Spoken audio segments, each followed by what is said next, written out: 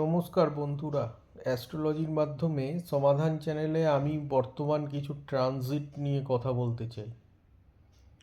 বন্ধুরা, বর্তমানে 27শে জুলাই থেকে শনি বক্রী হয়ে গেছে এবং শনির মতো একটা প্ল্যানেট যদি বক্রী হতে পারে তাহলে কি হতে পারে সেই নিয়ে আমরা আলোচনা করব। বর্তমানে শনি বক্রী হয়ে যাওয়ার কারণে যে সমস্ত জাতক বা জাতিকার শনির মহাদশা চলছে বা অন্তর্দশা চলছে, শনির মহাদশা 19 বছরের এবং অন্তর্দশাও মোটামুটি 2.5 থেকে 3 বছরের হয়। তাই সেই সমস্ত জাতক জাতিকাদের উদ্দেশ্যে বলছি, আপনারা অনেক সাবধানে চলাফেরা করুন। কারণ বর্তমানে শনি বক্রী হওয়ার কারণে যে সমস্ত জাতক জাতিকাদের শনির অন্তর্দশা এবং মহাদশা চলছে তাদের কিন্তু এক্সট্রিম লেভেলের ফলাফল দিতে পারে গ্রহরাজ শনি। আপনার পূর্বজন্মের কর্মফল যদি আপনার ভালো হয় বা এই জন্মের কর্ম যদি আপনার ভালো হয় তাহলে কিন্তু বন্ধুরা আপনারা অবশ্যই ভালো ফল পাবেন।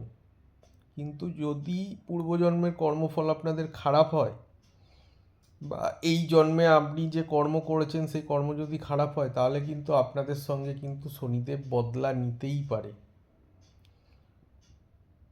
এছাড়া বন্ধুরা, যে সমস্ত জাতক বা জাতিকাদের বর্তমানে শনি সাড়ে সাতি চলছে, যেরকম মেষ রাশির সাড়ে সাতির প্রথম পর্ব, মীন রাশির সাড়ে সাতির দ্বিতীয় পর্ব এবং কুম্ভ রাশির সাড়ে সাতির শেষ পর্ব চলছে।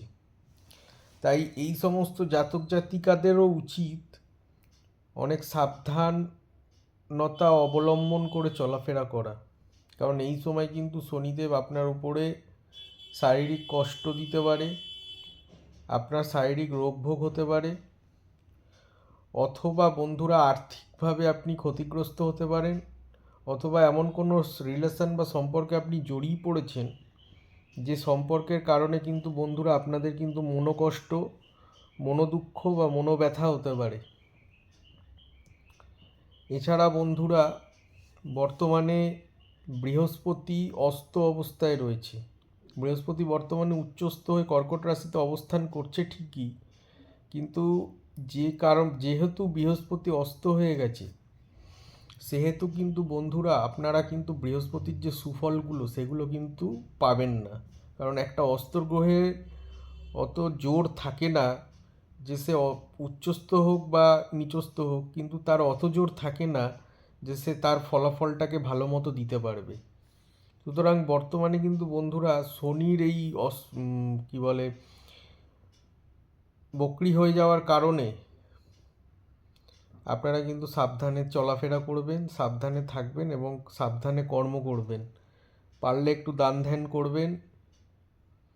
আর সবথেকে বড় একটা ভালো উপায় আপনাদের বলছি, বর্তমানে আপনার অফিসের যে গ্রুপ ডি স্টাফ আছে বা যিনি ঘর মোছা বাসন মাজা আপনার বাড়িতে কাজ করে বা কোনো লেবার শ্রেণীর লোক যারা লেবারের চাকরি করে,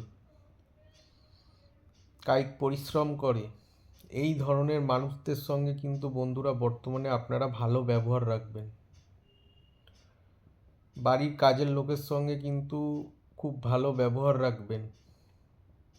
তাহলে কিন্তু বন্ধুরা আপনাদের এই বক্রী অবস্থায় শনি কিন্তু অনেক পজিটিভ রেজাল্ট দিতে পারে।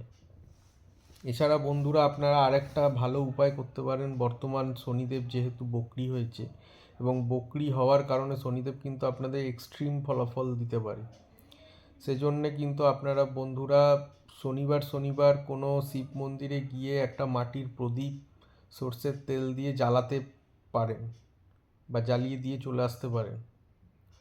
অথবা বন্ধুরা কোনো বৃদ্ধ ব্যক্তি, কোনো অন্ধ মানুষ বা কোনো বিকলাঙ্গ ব্যক্তিকে আপনারা কিছু খাওয়াতে পারেন। কি খাওয়াবেন?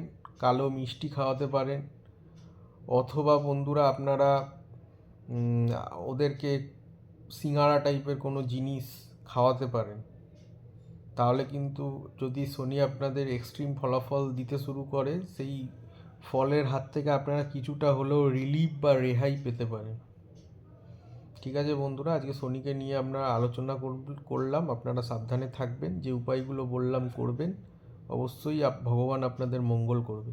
ধন্যবাদ।